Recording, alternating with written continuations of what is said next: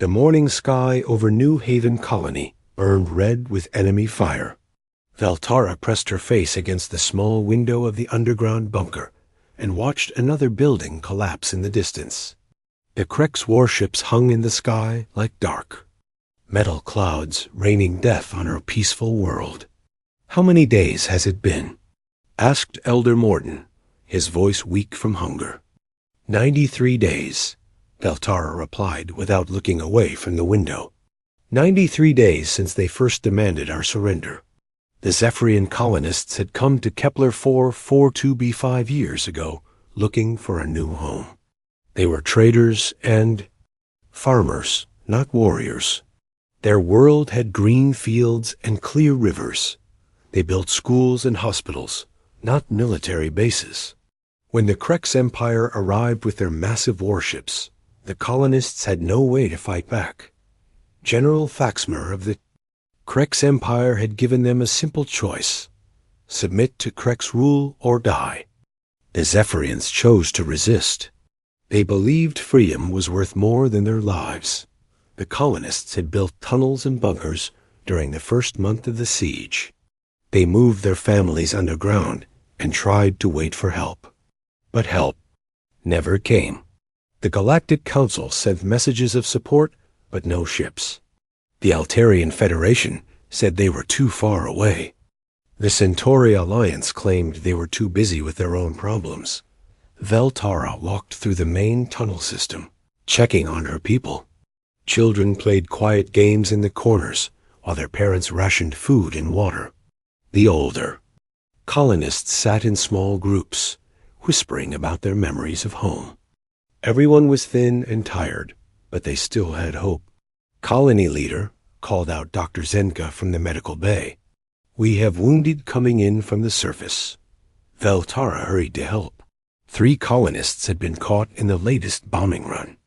While trying to gather supplies from the destroyed marketplace, their injuries were serious, but not life-threatening. The doctor worked with steady hands, but Veltara could see the worry in his eyes. They were running out of medical supplies. "How long can we last?" Veltara asked quietly. "Maybe 2 more weeks," Dr. Zenka replied. 3 if we're lucky. The colony's communication center buzzed with activity. Technician Valseth worked at the main console, trying to boost their signal strength. He had been sending messages to every system in the galaxy, begging for help. Most never replied. Those that did gave polite excuses. "Colony leader," Valseth called out. "I'm picking up a new signal. It's from the Sol system." Veltara's heart jumped. Sol was the home of the humans, the newest members of the galactic community. They had only made contact 18 months ago, but they seemed different from the other races. They asked questions about trade and culture, but they also asked about wars and conflicts. "What does the message say?" Veltara asked. "It's just a simple greeting," Valseth replied. "They're asking about our situation." Veltara thought for a moment. The humans were unknown. They might be like all the others, full of kind words but no action. But they were also her people's last hope. Send them everything, she decided. Tell them about the siege. Tell them about the Krex Empire. Tell them we have children down here who may never see the surface again. As Valseth worked on the message, the bunker shook from another explosion above. Dust fell from the ceiling, and the lights flickered. The Krex bombardment was getting worse every day. General Faxmer was losing patience. On the surface, Krex soldiers moved through the ruins of New Haven. They searched for colonists who might be hiding in the debris. Their heavy boots crushed the flowers that had once lined the colony's main street. Their weapons burned holes in the walls where children had drawn pictures. General Faxmer stood on the bridge of his flagship, the Iron Fang. He was a veteran of dozens of campaigns across the galaxy. Most worlds surrendered when they saw his fleet arrive. The few that resisted usually gave up after a few weeks of bombardment. "Sir," reported his communications officer, "we're detecting transmissions from the planet. They're still trying to contact other systems. Thaxmer growled in frustration. Jam their signals. I want no more messages leaving the system. Yes. Sir? But sir, they sent several messages before we could stop them. The general's eyes narrowed. To whom? Various systems, sir. The Centauri Alliance, the Altarian Federation, and the Sol system? Thaxmer laughed. The humans? Those primitives barely have spaceflight. They're no threat to the Empire. But as he spoke, Thaxmer felt a small worry in his mind. The humans were new to the galaxy. No one knew much about them. They had appeared suddenly with ships that looked strange compared to other races. Their first diplomatic messages had been polite but firm. Underground, Veltara received confirmation that their message had been sent. Now all they could do was wait and hope.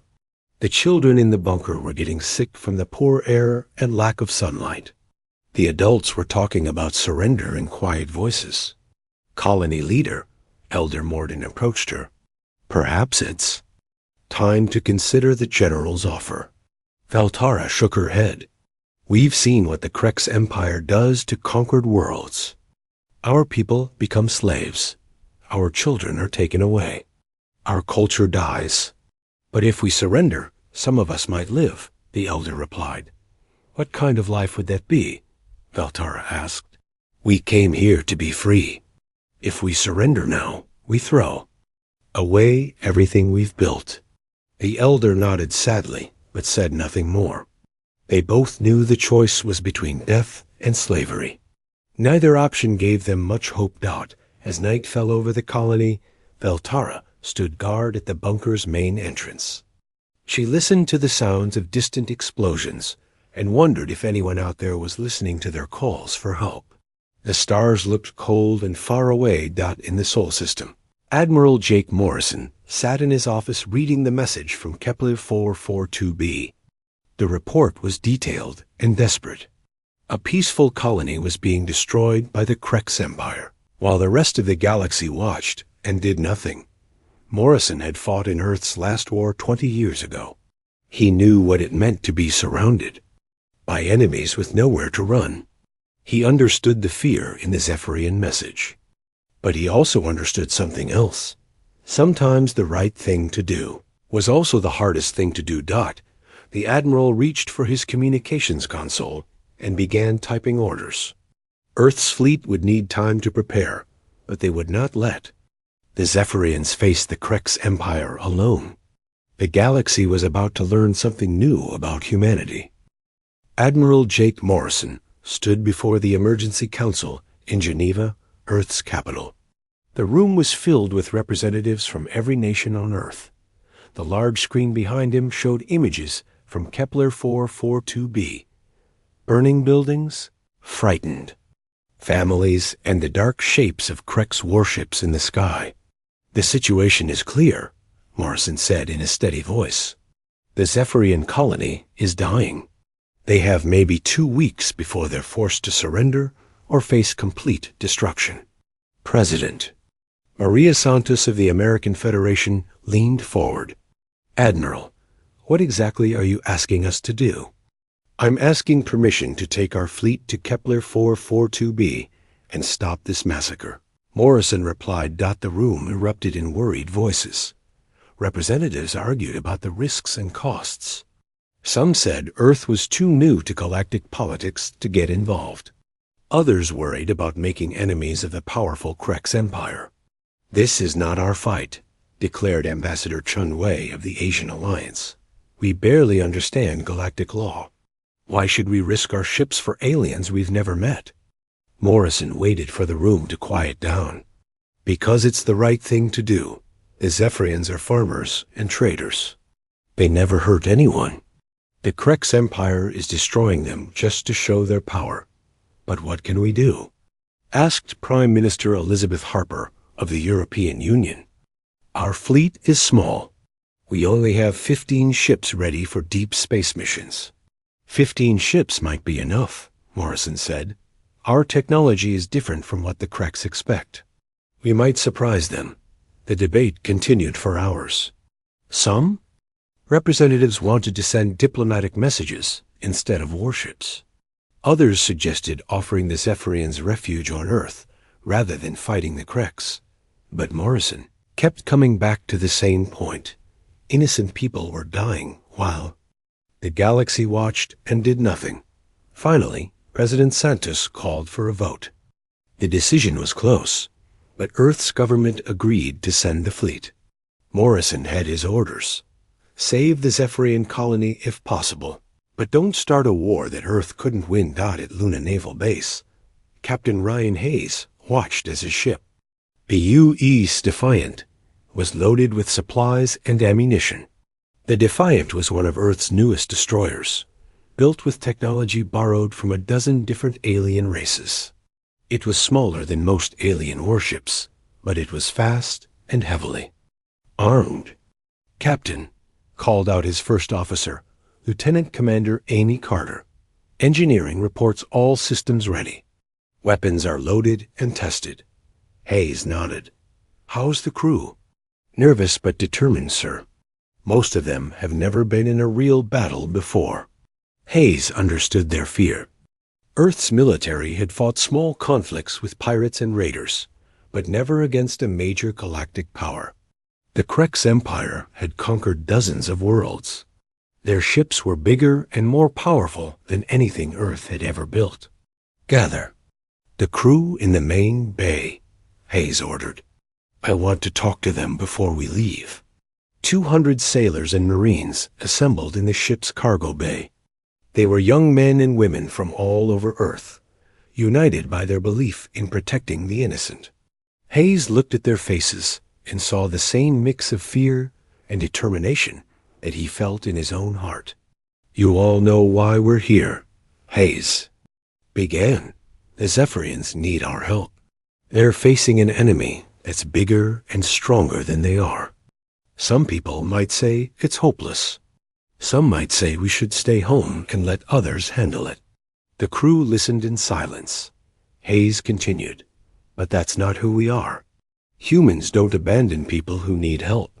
We don't let bullies win just because they're bigger than us.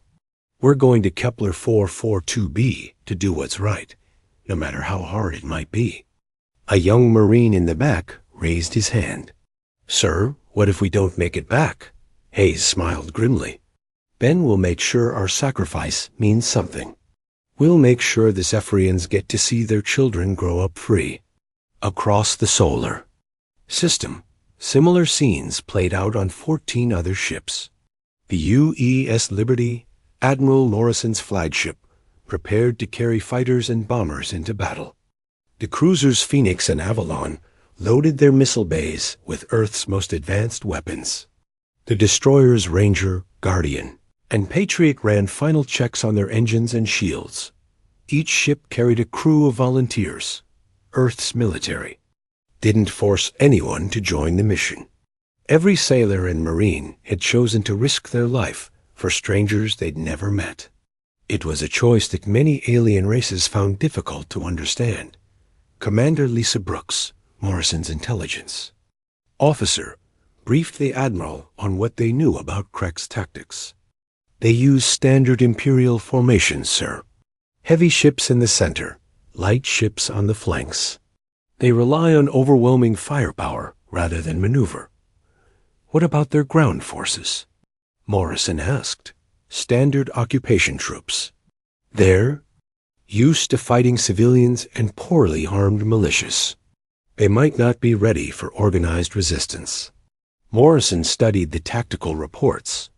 The Kreks had advantages in numbers and firepower, but they were fighting the kind of battle they'd fought dozens of times before. Earth's fleet would be bringing new tactics and new technology to the fight. "Sir," reported Communications Officer Danny Price, "we're receiving a final message from the Zephyrian colony." Morrison listened to Veltara's desperate voice. The colonists were running out of food and medical supplies. The Kreks bombardment was getting worse every day. They didn't know if anyone was coming to help them. "Send a reply," Morrison ordered. "Tell them help is on the way." Sir, that will reveal our position to Krex sensors, Price warned. Morrison shook his head. Don't send it now. Wait until we're ready to jump. I want them to know we're coming, but I don't want to give the Krex time to prepare. As the fleet made final preparations, Morrison met with his ship captains in the Liberty's briefing room. The holographic display showed the route to Kepler 442b and the expected position of the Krex fleet. The journey will take 13 days, Morrison explained. We'll arrive at the edge of the system and assess the situation. If we can negotiate a Krex withdrawal, we'll try that first. If not, we'll be ready to fight. Captain Hayes raised his hand. Sir, what are our rules of engagement? Morrison's expression was serious. We're not going there to start a war. But we're not going to let innocent people die while we worry about diplomatic consequences. If the Krex want to fight, we'll give them one. The meeting ended with handshakes and words of encouragement. Each captain returned to their ship, knowing that some of them might not survive the coming battle. But they also knew that their sacrifice would mean something important. On the bridge of the Liberty, Morrison watched as Earth's fleet prepared to leave. The ships formed up in formation, their engines glowing blue in the darkness of space. It wasn't the largest fleet in the galaxy, but it carried the hopes and determination of an entire planet. All ships report ready for hyperspace jump, reported the navigation officer. Morrison took a deep breath. Signal the fleet. Begin jump sequence. The stars stretched into lines of light as Earth's fleet disappeared into hyperspace. Behind them, Earth continued its slow rotation, unaware that its children were racing across the galaxy to fight for strangers who needed their help. On Kepler 442b, Valtara felt the bunker shake from another explosion. She didn't know that help was coming. She didn't know that 15 ships were crossing the void to reach her world. All she knew was that her people were dying, and the galaxy didn't seem to care. But she was wrong. The galaxy was about to learn that Earth cared very much about protecting the innocent. The relief force that the Zephyrians had prayed for was finally coming, and it carried the fury of a species that refused to let evil triumph over good. The Earth fleet dropped out of hyperspace at the edge of the Kepler 442, system like ghosts appearing from the void. Admiral Morrison stood on the bridge of the Liberty, watching the tactical display update with new information about the enemy. Positions. Sensors are picking up 13 Krex vessels, reported Lieutenant Commander Kate Williams from the tactical station. 12 heavy cruisers and 1 dreadnought. They're maintaining standard siege formation around the planet. Morrison studied the enemy positions through the main view screen. The Krex ships were massive, dark shapes that blocked out the stars. Behind them, each one was 3 times the size of Earth's largest ship. Their hulls were covered in weapon ports and armor plating that had been tested in dozens of battles. Sir, called out Communications Officer Price, we're receiving a transmission from the planet's surface. Valtara's voice filled the bridge. Weak but determined. This is New Haven Colony to any ships in the area. We are under attack by the Krex Empire. Our defenses are failing. If anyone can hear this message, please help us. Morrison felt his jaw tighten. The colonists had no idea that Earth's fleet was already in the system. They were still sending out desperate calls for help while enemy ships prepared to destroy their world. Can we reach them without the Krex detecting our signal? Morrison asked. Not without revealing our position, sir, Price replied. Morrison nodded. Then we'll have to make our presence known the hard way. All ships moved to attack formation. Captain Hayes received the signal aboard the Defiant and immediately began issuing orders. Battle stations. All hands to combat positions. This is not a drill. The ship's corridors filled with running sailors as the crew prepared for battle. In the weapons bay, Lieutenant Paul Martinez ran final checks on the kinetic cannons. The ship's engines hummed with power as Chief Engineer Bob Kelly pushed the reactors to maximum output. "Captain," reported Commander Carter, "all systems show green. We're ready for combat." Hayes looked at his crew. They were scared, but they were also determined. Most of them had never been in a real battle before, but they knew what they were fighting for. Somewhere below, innocent people were dying while the galaxy watched and did nothing.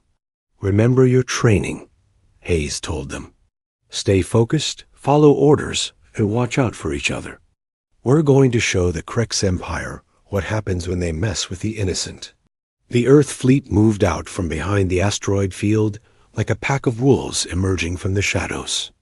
Their ships were smaller and faster than the Krex vessels, built for speed and maneuverability rather than raw firepower.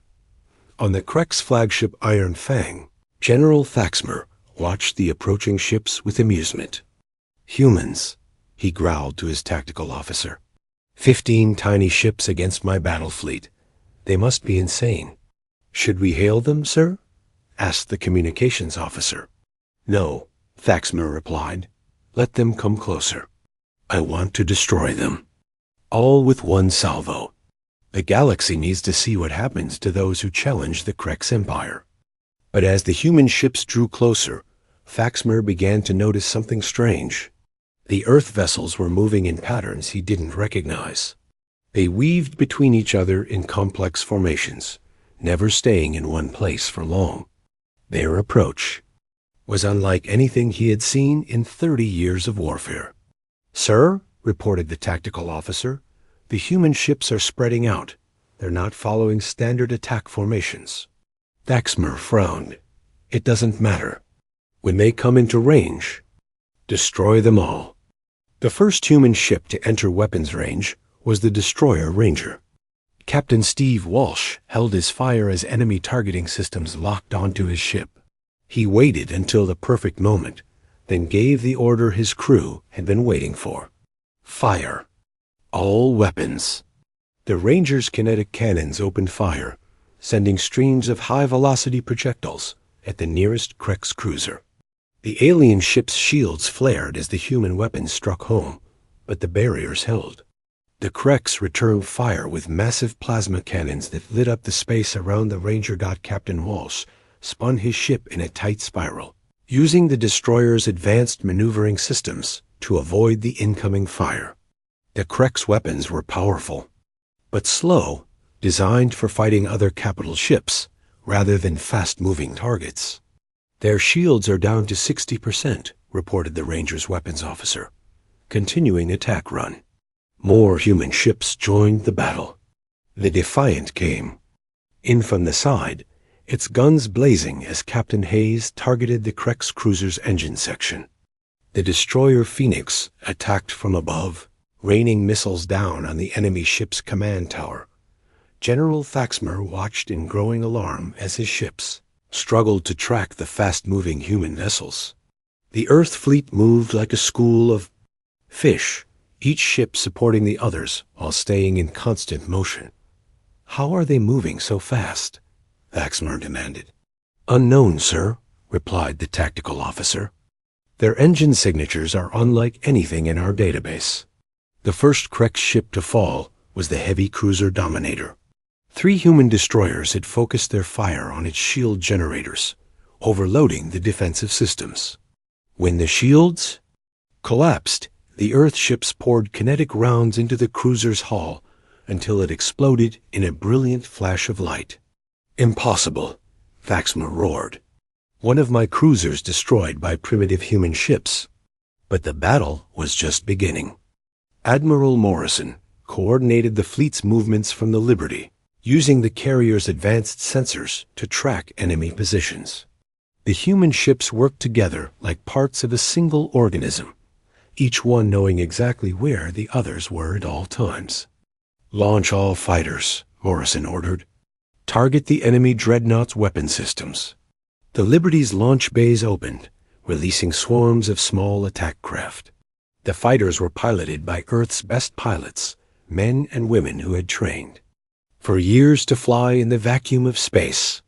They dove toward the massive Krex dreadnought like angry wasps, attacking a giant dot squadron. Leader Nancy Foster led the attack, her fighter weaving between the dreadnought's defensive guns.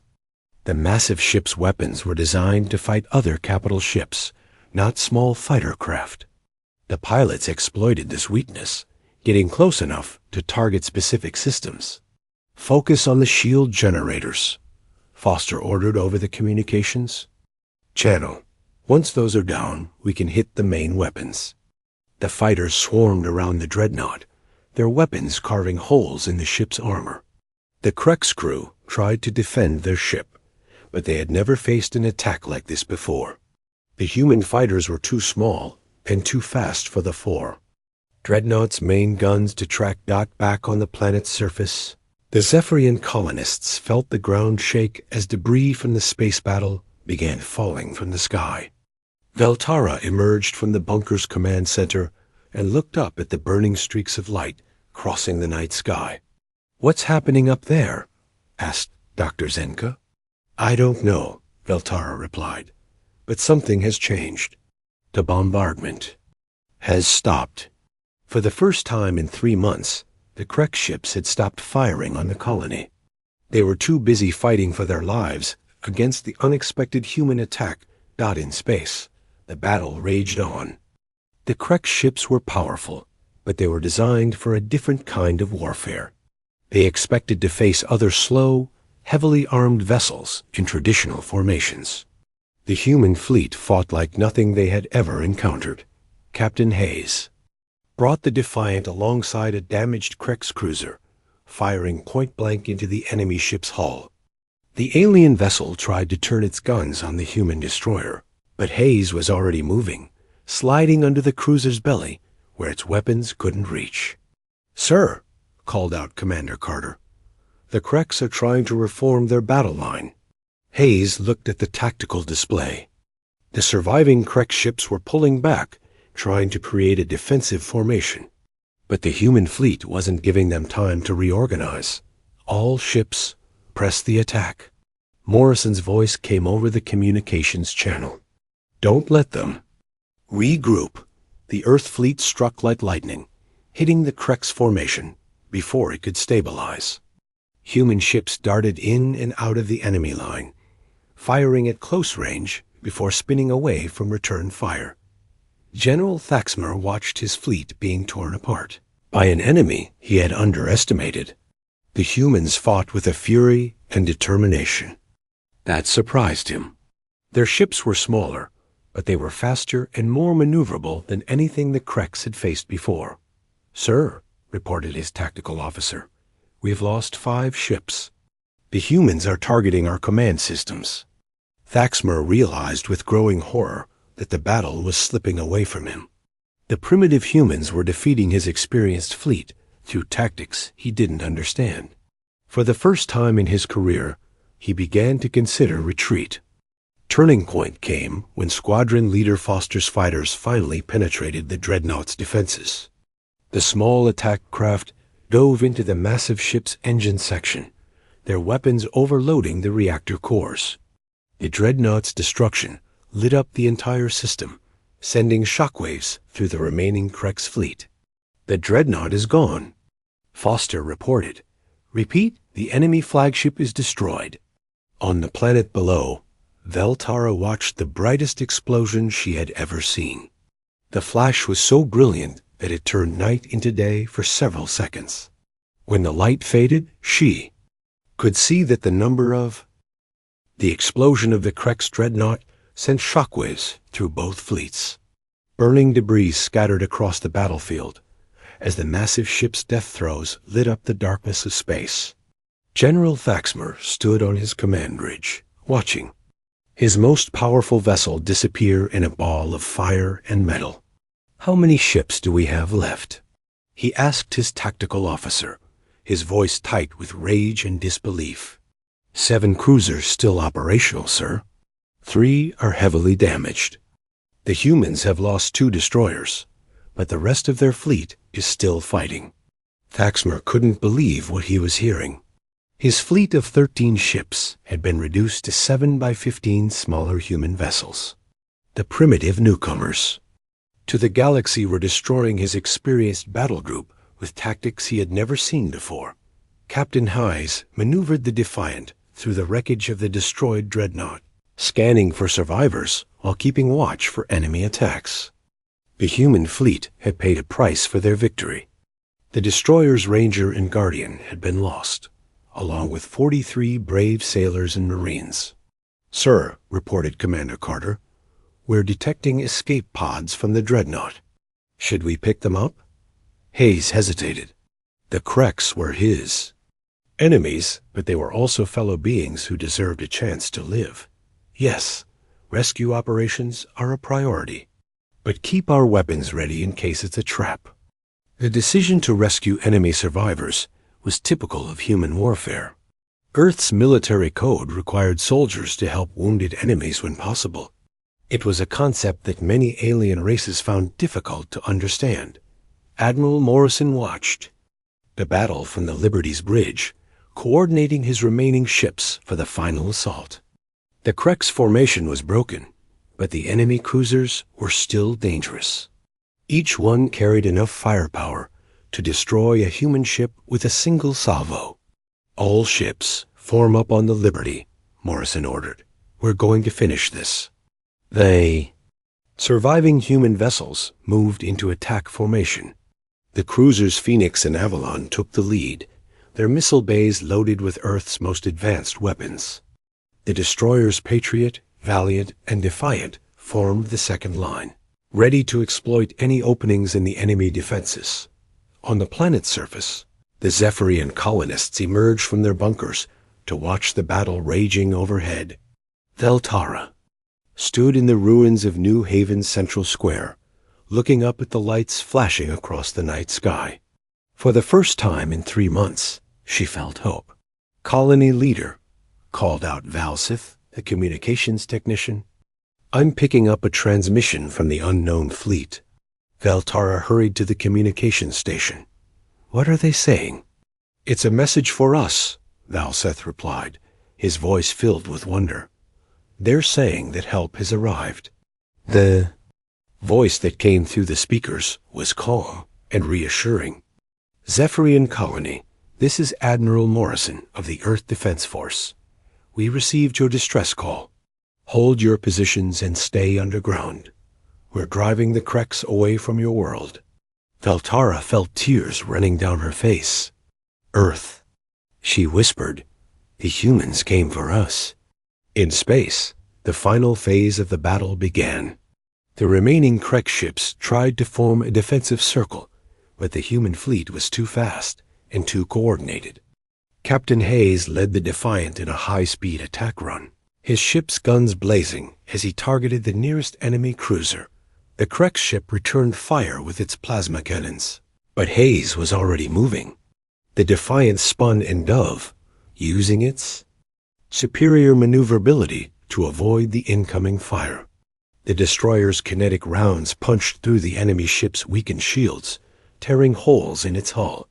"Direct hit on their engine section," reported Lieutenant Martinez. "They're losing power." Other human ships joined the attack. The Phoenix launched a spread of missiles that overwhelmed the cruiser's point defense systems. The Avalon attacked from the opposite direction, its guns carving through the enemy ship's armor like paper. General Faxmer realized that his position was hopeless. Half his fleet was destroyed, and the remaining ships were taking heavy damage. The humans showed no signs of slowing their assault. Their ships moved like predators, striking hard and fast before disappearing into the void. "Sir," reported his communications officer, "we're receiving surrender offers from 2 of our damaged cruisers." Faxmer snarled. "Cowards! Order them to continue fighting," but the order never reached the ships. The cruiser Devastator had lost its engines and most of its weapons. Its captain, knowing his ship was doomed, chose to surrender rather than watch his crew die for nothing. "Human fleet, this is Captain Vextar of the Kreks vessel Devastator. We surrender. Please don't destroy us." Admiral Morrison listened to the surrender request with mixed feelings. He had come to save the Zephyrians, not to slaughter Krek's soldiers. But he also knew that showing mercy might be seen as weakness by the enemy. Krek's vessel Devastator, this is Admiral Morrison. Power down your weapons and prepare to be boarded. Any attempt to resist will result in your destruction. The surrender of the Devastator encouraged other damaged Krek ships to give up. Within minutes, 3 more cruisers had powered down their weapons and requested mercy. General Thaxmer watched his fleet disintegrate as his captains chose survival over honor. All ships retreat to hyperspace, Thaxmer ordered. We're withdrawing from this system, but Admiral Morrison had other plans. All ships pursue the retreating Krek's vessels. Don't let them escape to report our capabilities. The human fleet gave chase as the surviving Krek ships tried to reach the edge of the system. The Earth vessels were faster, and they caught up with the enemy formation before it could jump to hyperspace. Captain Hayes brought the Defiant alongside the fleeing cruiser Annihilator. The enemy ship's captain tried to surrender, but Hayes had his orders. The destroyer's guns opened fire, crippling the cruiser's engines and leaving it drifting in space. "Sir," reported Commander Carter, "that's the last of the fleeing ships. The Krek's fleet is completely destroyed or captured." Hayes nodded grimly. It had been a necessary action, but he took no pleasure in destroying helpless enemies. The human fleet had won a complete victory, but the cost in lives would be remembered for years to come. General Thaxmer found himself alone on his flagship, the Iron Fang. Most of his fleet was gone, and the human ships were closing in for the final attack. He had 2 choices: surrender or die fighting. "Human Admiral," he said into his communications console, "I request permission to speak with you." Morrison's image appeared on the view screen. The human looked tired but determined. "General Thaxmer, I presume." "I'm Admiral Morrison of the Earth Defense Force." "Admiral," Thaxmer said, trying to keep his voice steady, "you have won a great victory. My fleet is destroyed. What are your terms?" Morrison studied the Krek's general for a long moment. "My terms are simple. You will order your remaining ships to surrender. You will withdraw all Krek's forces from this system. And you will carry a message back to your Emperor." "What message?" Thaxmer asked. "Tell him that humanity protects its friends. Tell him that any attack on innocent worlds will be met with the full force of Earth's military. And tell him that this is just the beginning." Thaxmer felt a chill run down his spine. The human admiral spoke with quiet confidence, as if he had the power to back up his threats. Looking at the wreckage of his fleet, Thaxmer realized that maybe he did. "I understand," the general replied. "But Admiral, you must know that the Krek's Empire will not forget this defeat. We will return with more ships." Morrison smiled, but there was no humor in his expression. "General, I'm counting on it. The next time you come to destroy innocent people, we'll be ready for you." The transmission ended, leaving Thaxmer staring at a blank screen. Around him, the Iron Fang's crew worked to repair the damage from the battle. They had survived, but barely. The general knew that his career was over, but he also knew something else. The galaxy had a new power to reckon with. On Kepler 442b, the Zephyrian colonists slowly emerged from their bunkers to see the dawn breaking over their world. For the first time in 3 months, there were no explosions, no enemy ships in the sky, no fear of immediate death. Veltara stood in the central square of New Haven, watching human shuttles descend from the sky. The first one to land carried medical supplies and food. The second carried engineers, who immediately began assessing the damage to the colony's infrastructure. Captain Hayes stepped out of the third shuttle, accompanied by a small team of Marines. He looked around at the destruction caused by 3 months of bombardment, his face grim but determined. When he saw Veltara approaching, he walked over to meet her. Colony Leader Valtara? He asked. I'm Captain Hayes of the Earth Defense Force. Valtara nodded, struggling to find words. Captain, We thought no one would come. We thought we were alone. Hayes smiled. You're not alone anymore. Earth doesn't abandon its friends. As the two leaders talked, human medical teams moved through the colony, treating the wounded and distributing supplies. The Zephyrian children, seeing sunlight for the first time in months, played in the ruins while their parents wept with relief. Dr. Zenka approached Captain Hayes, his medical bag in hand. Captain, I wanted to thank you personally. Without your intervention, we would have lost many more people. 6 months after the Battle of Kepler 442b, the galaxy had changed in ways that no one could have predicted.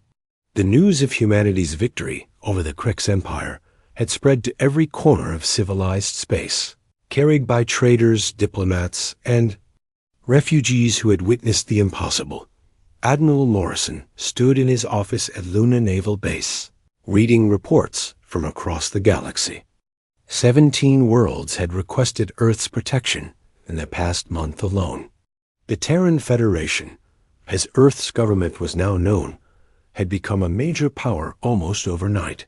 Sir, reported Commander Brooks, entering with a classified intelligence. Briefing. We've received word from our agents in Krex space. General Faxmer has been executed for his failure at Kepler 442b. The Emperor has appointed a new military commander and is building a larger fleet.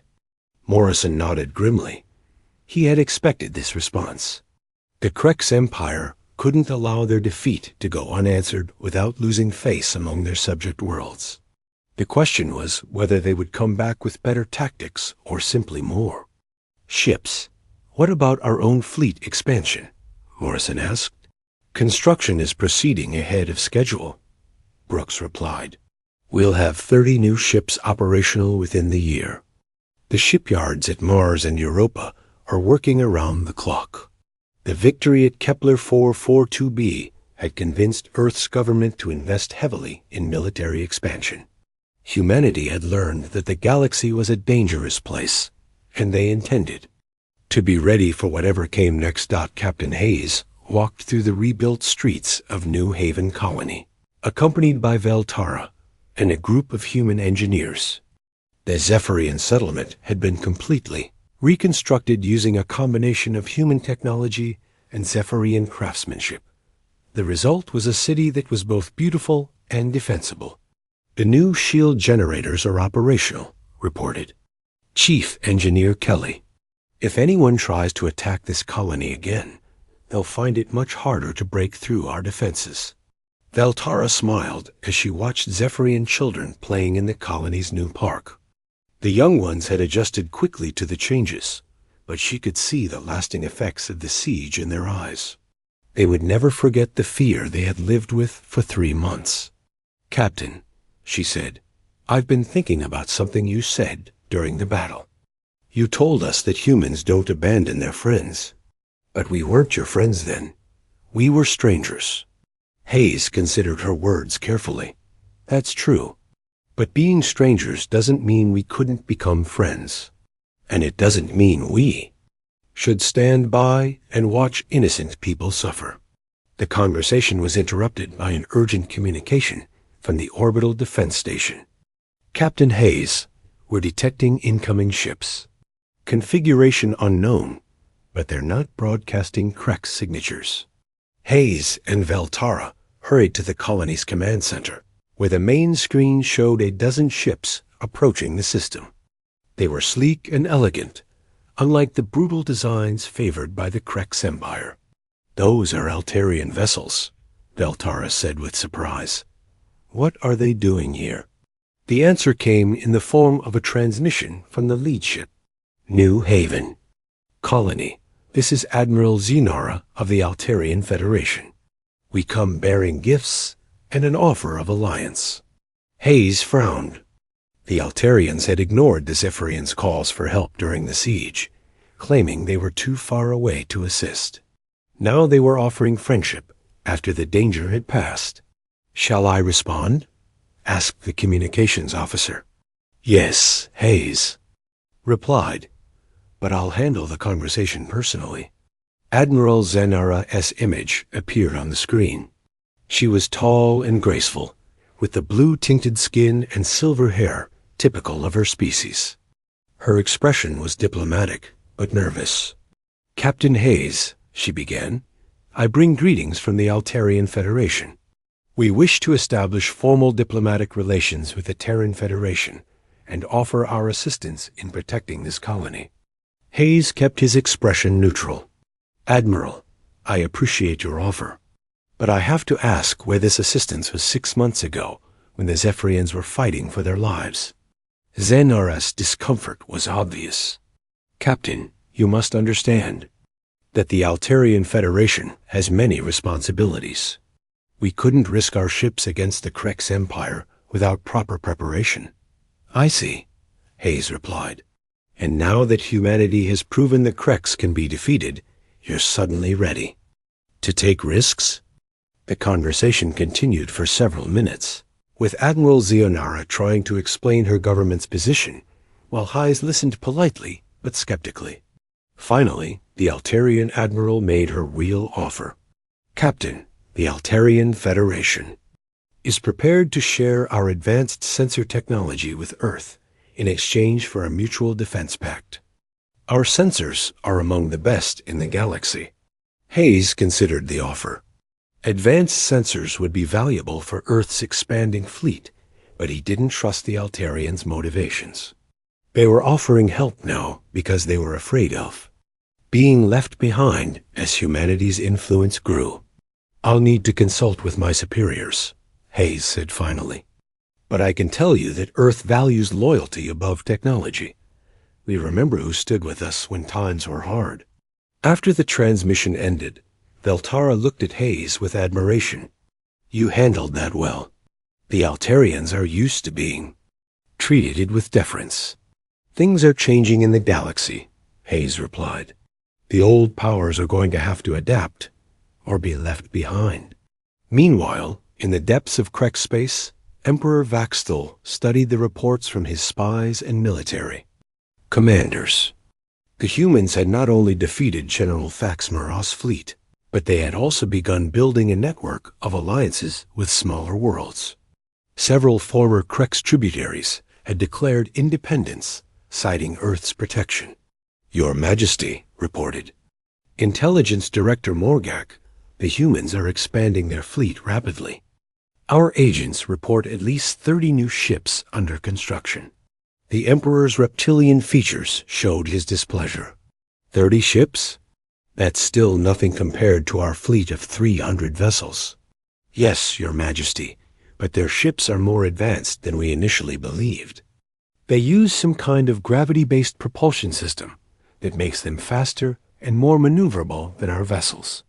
Emperor Vaxthal stood and walked to the massive view screen that showed the Krex homeworld. The planet was covered in military bases and weapons factories, all dedicated to maintaining the Empire's dominance over lesser species. "Contact Fleet Admiral Koxmar," the Emperor ordered. "Tell him to begin preparations for a full-scale invasion of the Sol system. I want 50 ships at minimum, along with ground forces to occupy the human homeworld." "Your Majesty," Morgak said carefully, "our intelligence suggests that the humans have strong defensive positions around their home system. A direct assault might be costly." The Emperor's eyes glowed with anger. "The cost is irrelevant. These humans have made the Empire look weak. Every subject world is watching to see how we respond. If we don't crush them soon, we'll face rebellions throughout our territory."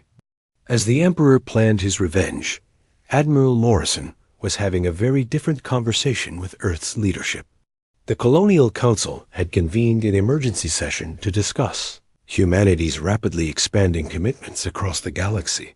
"Admiral," said President Santos, "we now have defense agreements with 12 worlds and are negotiating with 20 more. Are we growing too fast?" Morrison considered the question carefully. Madam President, we're not seeking to build an empire. We're responding to requests for help from worlds that have nowhere else to turn. The Zephyrians started this, but they won't be the last. But can we actually protect all these worlds? Asked Defense Minister Johnson. Our fleet is growing, but so are our responsibilities. That's why we need to be smart about this, Morrison replied. We're not just building ships. We're building a network of mutual defense. When the Kreks come back, they won't be facing just Earth's fleet. They'll be facing an alliance of free worlds. The discussion continued for hours, but the conclusion was inevitable. Humanity had stepped onto the galactic stage as protectors of the innocent, and they couldn't back down now without abandoning the principles that defined them. 3 weeks later, the first test of Earth's new alliance came when the Kreks attacked the mining world of Kepler 186f. The colonists sent out a desperate call for help, expecting the same silence they had received from other galactic powers. Instead, they received an immediate response from Admiral Morrison. Kepler 186f, this is the Terran Federation. Help is on the way.